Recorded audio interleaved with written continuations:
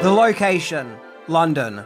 The date, July 23rd, 1987. And at that time, the new Superman movie, Superman 4 The Quest for Peace, was having its royal movie premiere at Leicester Square Theatre. This was to be a historic event, with memorable attendance, including the royal couple, Prince Charles and Princess Diana. Yes, it was all laughs and smiles, as some of the cast and crew, including Margot Kidder and Mariel Hemingway, greet their royal guests. And with unique flair, Nuclear Man actor Mark Pillow attended the premiere complete in his Nuclear Man costume. The lights in the theatre dimmed. The room goes silent. People wait in anticipation and excitement to see the Man of Steel's latest adventure. Surely this was bound to be a classic. Sadly, the movie started. And, well, what people saw was a movie that would not only go on to be considered one of the worst superhero movies of all time, but also one of the worst movies of all time in general. Indeed, Superman 4 The Quest for Peace would garner nothing but disappointment and contempt.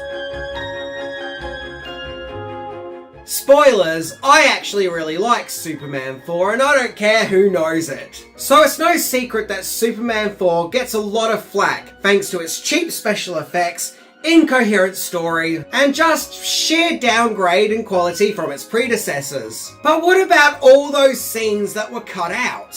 Could there have been a good or maybe even great movie lingering in there had these scenes stayed in?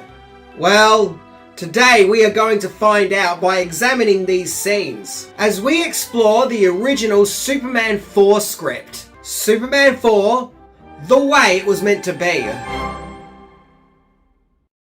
So it's no secret. We all know that a huge chunk of Superman 4 was cut from the final film, which would have given us an entirely different movie. To find out why this happened, we have to go back and explore the background of this movie. The Christopher Reeve Superman films were produced by father and son producing team Alexander and Ilya Solkind. After the disappointing box office and critical performance of Superman 3, they decided to focus on Supergirl instead. But after that movie performed even worse, the Solkinds knew that the series had run its course. Enter the Cannon Film Group, known for making cheap and easy and often bizarre movies. The company wanted to be taken serious as a legit movie company, and they felt that producing a Superman movie could give them that clout, so they bought the rights to make a Superman movie from the Solkinds. They approached Reeve for him to return, but he was done with playing Superman, so they offered to fund his passion project at that time, Street Smart, as well as a $6 million fee, and even approval over the movie's story and director. Well, I guess it was an offer that he couldn't refuse. Warner Brothers assigned the production $65 million, but Cannon slashed the budget to a paltry $17 million. That's why in the first Superman movie the credits look like this. But in this movie the space credits look like, well, this. Yep, behold the Superman logo cardboard cutout. There have been several reasons given for Cannon taking so much money out of the budget. From the company paying off debt, to using the money to fund other projects like the Masters of the Universe movie and an unmade Spider-Man film. So with the budget dramatically cut, the movie had to be made on the cheap, with the effects unable to live up to the previous Superman movies, with most of the film's shoot taking place in the English city of Milton Keynes. There was great demand to film a scene where Superman walks to the United Nations to actually be filmed in New York City, in order to capture the grand scope and scale of that scene. But sadly that wasn't in Cannon's budget. So the Milton Keynes train station it was. Yeah, just add a fire hydrant and some pigeons, no one will notice. Christopher Reeve wanted the story to reflect the times. He wanted Superman to confront the issues of the Cold War and arms race, and pose the question, if Superman is so good and powerful, why doesn't he stop wars? Which ultimately is a compelling direction to take a Superman movie into, and a brave one.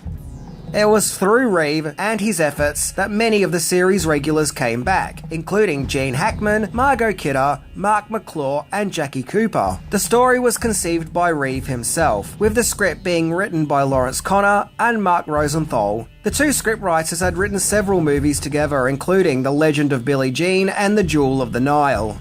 If making the movie was difficult enough thanks to the budget that couldn't create the ambitious script, once the filming was done, Cannon had another cruel fate up their sleeves, as they cut a huge chunk of the movie out of the movie's theatrical release. The movie originally ran at 2 hours and 14 minutes, but had been reduced to an hour and a half, making it the shortest Superman movie. But above all, leaving the final cut with removed scenes that desperately needed to be there in order to make sense out of the damn thing. Once again, there are several reasons given for the cut scenes, to the scenes being cut due to a disastrous test screening, to cutting the movie down so it can make more screenings at movie theatres and thus make more money, to the intention of using the deleted scenes to somehow muster up a Superman 5. Needless to say, this didn't end up happening. So that's the ins and outs of the background. So now let's look into the third draft of the original script to try and grasp what Superman 4 could have been like. So here goes.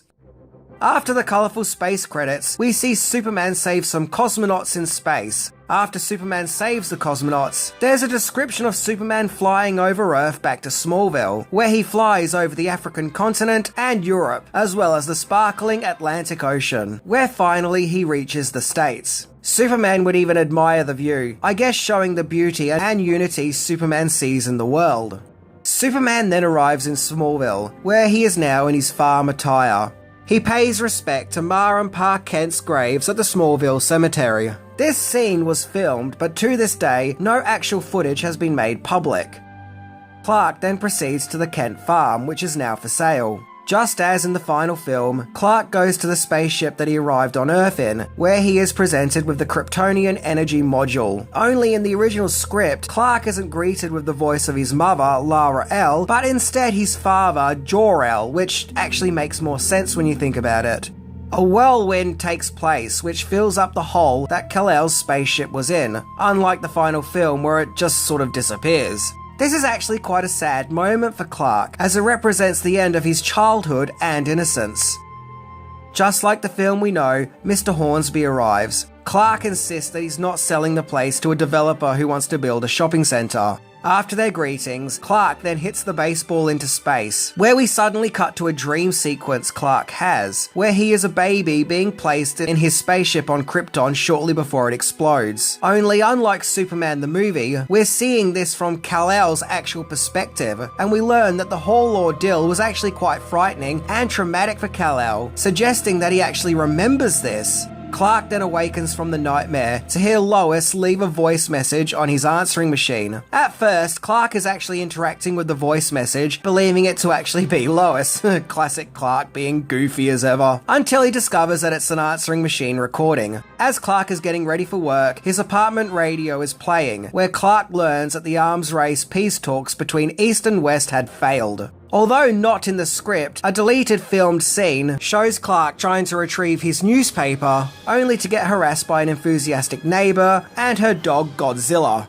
We then cut to the Metropolis subway, where Superman stops a runaway train after the driver has a heart attack. As per usual, we see Lex Luthor as a prisoner doing hard labour. Well, at least he's supposed to be. Lex is more interested in whistling Mozart. Only in the script, Luthor and the other jail goons are shoveling through swampy mud, and it's while observing the slimy mud that Luthor realises that life came from a muddy pool just like this one, and that gives him the idea to create a being. So Lenny arrives in his Cadillac to get rid of the jail guards and free Lex. And interestingly, throughout the script, Lex frequently refers to Lenny as Leonard. Clark arrives at the Daily Planet, where he learns of the paper's takeover by tycoon David Warfield and his daughter Lacey. Clark introduces himself to Lacey, and she's instantly attracted to him. Like at the Daily Planet, a school classroom watches the president's report that the summit has failed. I love how in the comic book adaptation, the president is actually Ronald Reagan. Jeremy, who's a daydreamer, adds to the classroom discussion that Superman could save them from the arms race. What's interesting about the script, the kids in the classroom are described as being 16 years old, whereas I always felt that Jeremy and his peers were like 12. And when Jeremy mentions asking Superman for help, all the other kids ridicule him like it's the most stupid and ridiculous thing ever. Why? Using Superman to solve this conflict makes perfect sense. Didn't these kids see the previous Superman movies? In Superman 3, he defeated a scary robot lady.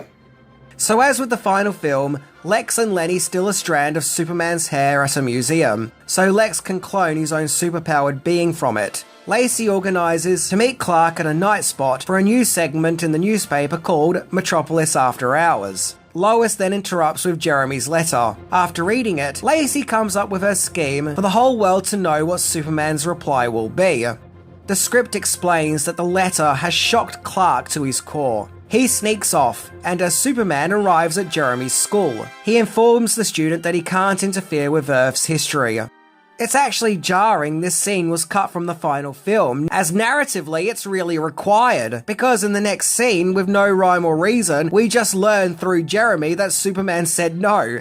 Here we can see Superman decline while trying to be sensitive about the issue. In fact, in the original script, Jeremy and the entire class are actually really heartbroken when Superman says that he can't help.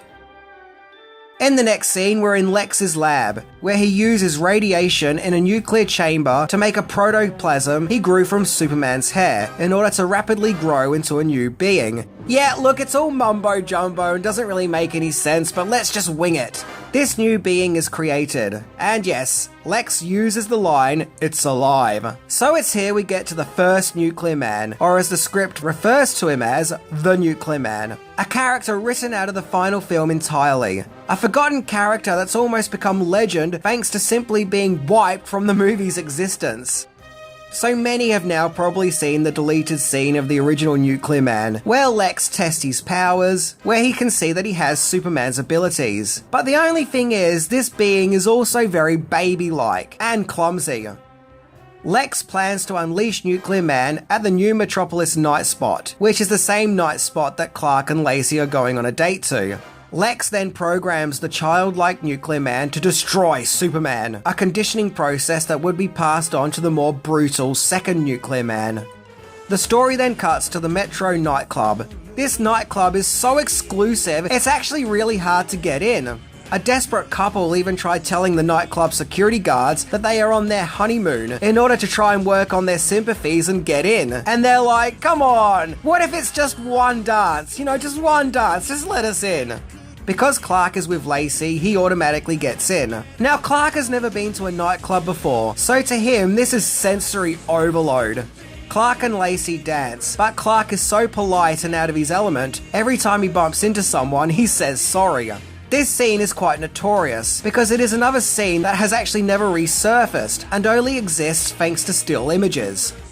Some guy who's described as looking like Don Johnson cuts in and starts dancing with Lacey. Clark goes outside to get some fresh air, where Clark uses his super speed to grab a couple at the end of the queue to get into the nightclub, and in a split second rushes them to the nightclub's dance floor, with the baffled couple suddenly finding themselves in the nightclub without rhyme or reason. Clark then cuts off the Don Johnson lookalike, where he and Lacey start doing a slow dance and chat. We learn that Lacey is superficial because of her father, and that she actually wants to break free from all that. We also learn that she's actually quite lonely. It really is actually quite sad, and Clark feels bad for her. Nuclear Man arrives at the club by throwing the two nightclub guards into a dumpster. Once in the nightclub, he is naturally really clumsy and gets into some scrapes. Nuclear Man then sees Lacey and automatically is obsessed with her.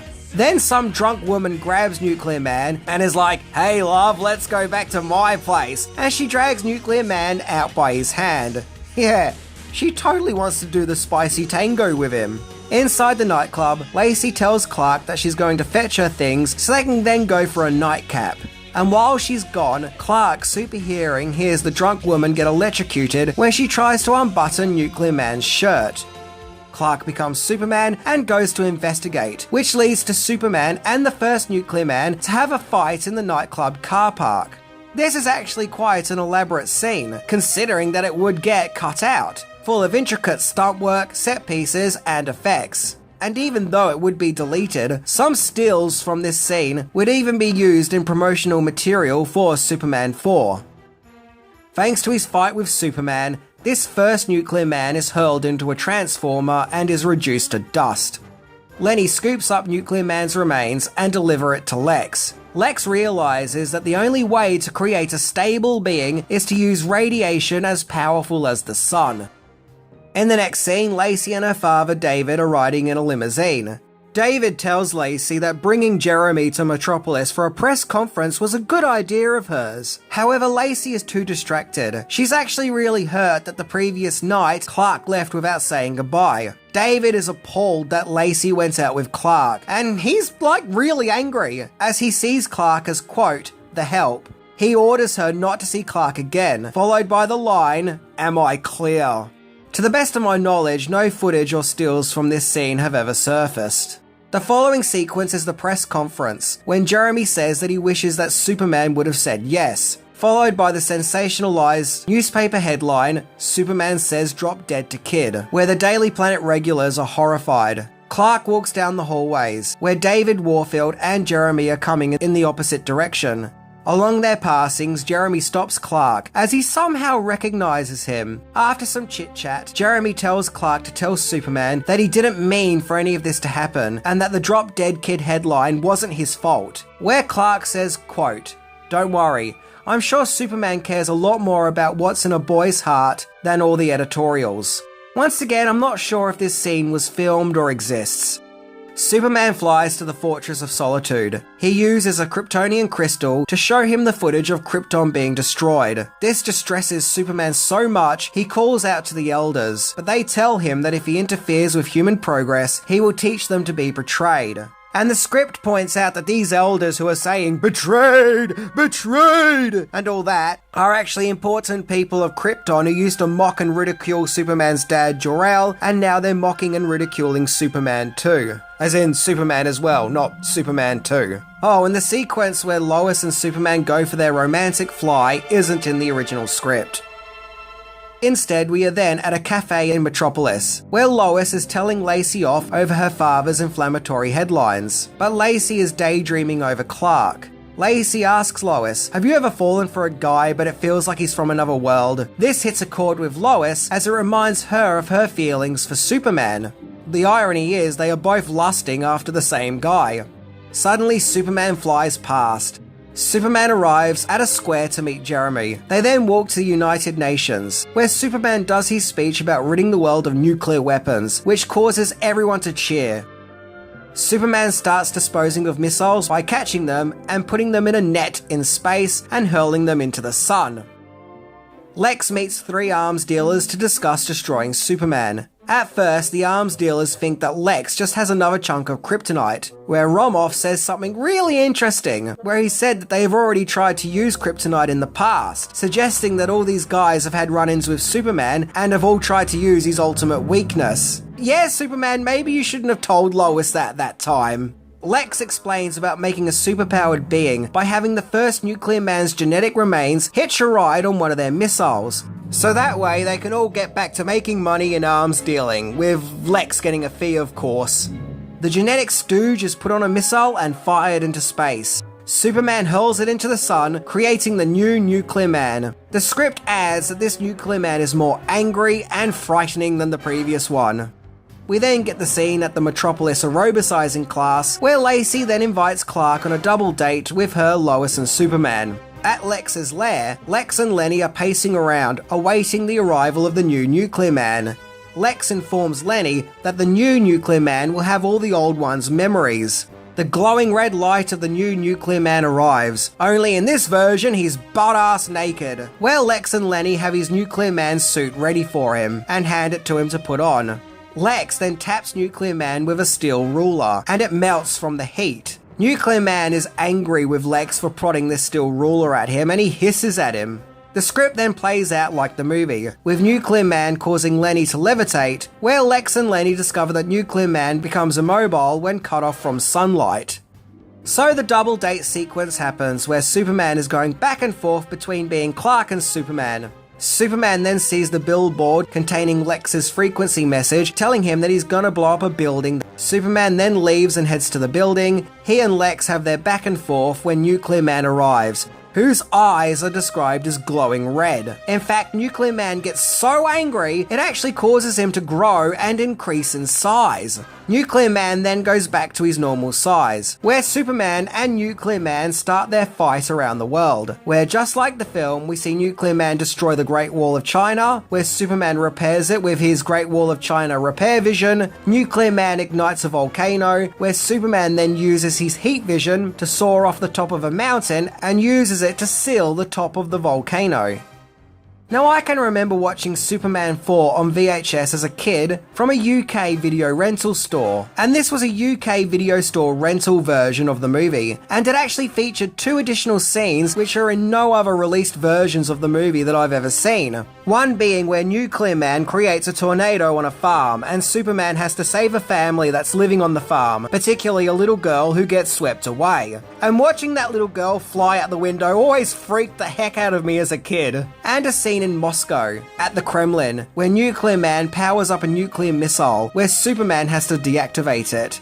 Now, I finally tracked this original rental store release of Superman 4 down, and yes, I've now seen these scenes integrated back into the movie. And it's interesting seeing them again, but in saying that, I can see why these scenes were cut from all other releases, as the special effects do look unfinished, even by this movie's standards. But that said, it does broaden the battle between Nuclear Man and Superman.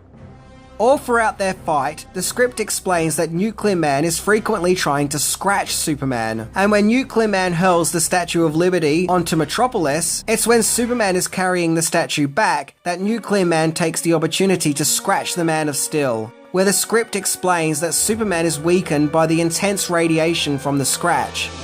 So it's not that Superman got a scratch and that made him weak, but more that he was poisoned. Nuclear Man then kicks Superman out of orbit. Back at the Daily Planet, while David promotes his daughter Lacey as editor, Lois Lane is furious at the news headline, "Is Superman Dead?" and resigns to David and Lacey Warfield, where she notices Superman's cape on her desk and tells Lacey that she has no right to it. We then cut to a deleted scene where at the Pentagon, Lex tricks the American officials into allowing him to stock them up with missiles, as he claims that Superman tricked them and can't be trusted. Likewise at the Kremlin, Lex tricks the Russians into him stockpiling missiles with them as well. I also love how he tells the Americans that the term world peace is a communist ploy, and likewise he tells the Russians that world peace is a capitalist ploy. Really playing both sides. Lex also goes to the Paris officials and also tricks them too, so we see Lex's plan in full effect. We then cut to Clark at his apartment, whom is in a weakened state from the scratch he received from Nuclear Man. Interestingly though, in the original script, the scratch wasn't on his neck, but it was actually on his hand, and he is very weak, dizzy, and has blurry vision. Clark subsequently collapses on the floor. Back at Lex's lair, we see Lex with his huge pile of money. Lex then uses Nuclear Man to scare the Three Arms dealers as he takes control of their companies. Only in the script, Nuclear Man doesn't use his heat vision to set some money on fire, but instead, Lex uses his hand to light up a cigar, a scene that was shown earlier in the theatrical cut. Nuclear Man asks Lex, "What do you fear?" Lex replies, "What have I got to fear?" Where Nuclear Man replies, "Destiny." Lois visits Clark and tearfully tells him that she's worried about Superman, and does her emotional dialogue of just how much Superman means to her, where she then gives Clark Superman's cape in case Clark bumps into Superman. I always felt that in this scene, Lois subconsciously knows that Clark is Superman. I think other people have also made that claim as well. After Lois leaves Clark, with each passing second, Clark is getting older and older, till he ages into a weak and frail elderly man. And he activates the Kryptonian energy module that he received at the start of the movie. Clark hears Jor-El's voice, and as the crystal glows over Clark, the script explains that Jor-El's voice fades out forever. I guess indicating that after using the crystal, Superman won't be able to contact his natural father anymore. A similar plot that happened in the Richard Donner cut of Superman 2. The next morning, Nuclear Man awakens to find the newspaper featuring Lacey's picture. Nuclear Man remembers her from the nightclub and instantly falls in love with her. Lex walks into the room, standing by his pile of cash, and tells Nuclear Man that they have a big day planned for meeting world leaders. Nuclear Man uses his heat vision and sets the pile of money on fire, and declares, "I am the master now." Lex is literally crying over all the money being burnt to a crisp, and Nuclear Man flies off to get Lacey. Lenny comforts Lex and tells him that he really screwed up making Nuclear Man, as he clearly has no control over him. Lex tells Lenny to shut up. Nuclear Man kidnaps Lacey from the Daily Planet. And back at Lex's lair, Lex, Lenny and Lacey are all kind of Nuclear Man's hostages.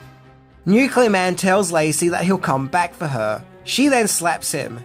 Nuclear Man, with his glowing energy, literally transforms himself into a nuclear missile. The Nuclear Man missile flies over the skies, with both America and Russia believing it to be an enemy missile, in anticipation that both sides will fire retaliation missiles. So in other words, Nuclear Man is attempting to create a nuclear holocaust, with only him and Lacey surviving. Back at Lex's lair, Lex and Lenny attempt to leave, when Superman, now fully healed, arrives. Superman asks for Lacey's help to stop Nuclear Man, and she agrees. While the Nuclear Man missile is flying over the Atlantic Ocean, just as the Pentagon and Kremlin are about to fire missiles, Nuclear Man sees Superman and Lacey flying. Superman drops Lacey over the Atlantic Ocean as a distraction. Nuclear Man is now no longer a missile, so America and Russia abort their retaliation missiles. Nuclear Man instantly flies to retrieve Lacey, but Superman gets there first and flies her back to Metropolis. Nuclear Man follows. Nuclear Man then arrives on the streets of Metropolis. He sees Superman where he demands, "Where is the woman?" As we all know, this scene was in the theatrical cut, but the previous scene was not, making it confusing when Nuclear Man asks, "Where is the woman?" Yeah, we kind of really needed that previous scene. Nuclear Man continues his assault on the city, which is actually a lot more brutal in the script, where with his evil powers he raises some cop cars and makes them drive up the side of a building and then drop them, to which Superman then has to catch them. Superman then agrees to take Nuclear Man to Lacey. Superman takes an elevator which arrives at Lex's lair. Nuclear Man follows by crashing through the floor. Superman then tricks him into going into the elevator, which is empty. Superman pushes him in there and seals the door, which takes away Nuclear Man's powers. Superman takes the elevator out of the building and flies it to the moon and dumps it there. But the sun shines through a crack of the elevator doors, which gives Nuclear Man his power again. This then leads to Superman and Nuclear Man having their brawl on the moon. Nuclear Man buries Superman and flies back to Earth to find Lacey in Lex's lair. He tells her that she will be his queen. Nuclear Man then flies Lacey into outer space, who miraculously isn't burnt alive from leaving the Earth's atmosphere and can somehow breathe in space. Superman gets himself out of the ground of the moon and pushes the moon's surface to block the sun, taking away Nuclear Man's powers. Superman takes Lacey back to Earth and then takes Nuclear Man's lifeless body to a power plant and drop his body into a cooling tower, with Nuclear Man being absorbed by all the radiation, which gives Metropolis a power surge. Now this scene actually generates a fair bit of flack from fans, who see it as improbable, with Lacey being able to breathe in space. However, the comic book adaptation actually kind of rights this issue, where when Nuclear Man goes to kidnap Lacey again, he doesn't find her at Lex's lair, but Lacey is actually in what looks like a cabin in the woods. And it's while in the woods, Superman blocks out the sun with the moon. So in this comic book version, Nuclear Man and Lacey don't go into space. Where Superman then arrives and takes Nuclear Man away to the power station where Nuclear Man is dissolved, and Superman says, "Ashes to ashes, atoms to atoms." Lex and Lenny try to flee, but are ultimately caught by the Dude of Steel. Superman takes Lex back to jail and Lenny to a boys' home. Back at the Daily Planet, Mr. White resumes control over the newspaper. Clark and Lacey are in the back of a cab. Lacey tells Clark that she now wants a quiet life, further saying that she wished that he met her as the person she is now, not the spoilt brat she was when they first met, where the two share a kiss. So it's nice to see that Lacey has a story arc, and the script plays out that Clark actually did really like Lacey, unlike the final film, which plays out more like Clark isn't really interested, but just going along with her advances for if anything because he doesn't know how to respond to them. Clark and Lacey part ways. Superman does his press conference where he tells the people that world peace isn't his to give. but the people of Earth will get world peace one day, and that he wishes the people of Earth can see the world as he sees it, as it is just one world. Now this is where the scene ends in the theatrical cut. But in the script, and with some filmed scenes, Superman goes back to Jeremy's school and collects Jeremy when they fly off into space. Superman tells Jeremy to tell the people of Earth what he sees, where Jeremy also notices that the Earth is just one world. I guess this whole just one world thing was the theme to end the movie with. Yeah, it is a little corny. The movie was better for ending it with Superman's speech at the conference. And once again, how is Jeremy able to breathe in space? So, Superman and Jeremy fly home, the end. So that's Superman 4, as it was presented in the original script, and wow, it feels like we lost half the movie. I think some of these scenes were definitely required to even make sense of the story, such as Superman telling Jeremy that he can't interfere with the missile negotiations, and Nuclear Man kidnapping Lacey the first time. I also really like the subplot of Lex getting into the arms deals, and Nuclear Man turning himself in a missile in order to cause a nuclear apocalypse. It definitely feels more epic and adds more to the stakes other than Nuclear Man and Superman have a bit of a rumble. The script also carries on with the themes of the nuclear arms race, whereas in the theatrical movie, I always felt that subplot kind of disappears when Nuclear Man shows up. And I do think the story is better and grander with these scenes.